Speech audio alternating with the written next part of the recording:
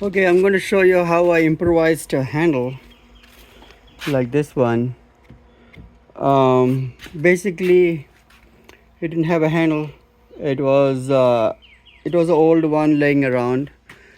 The new handle will cost more money. So what I did is I got an old copper pipe, and then the half-inch copper pipe was a good fit. So I hammered it in. It's really tight. You see on this side, I can show you it's really tight. So I kind of hammered it in, and it was really tight. Okay, now I can, if I want, I can put a little screw in there. I can grind it off and put a little screw, or I can solder it like a bolt that will catch it on with a washer to catch on the lip, or I can solder it. Once I solder it with some whatever solder you have, plumbing solder,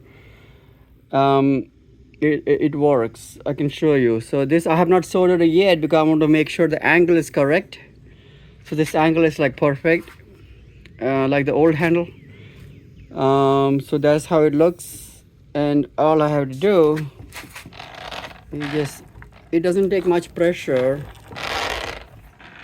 You see, it works. It doesn't take much pressure to build up the pressure.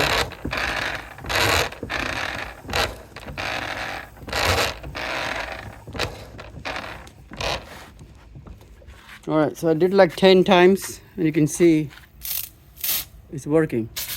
You see, it's working very well. You see, so that's how I did.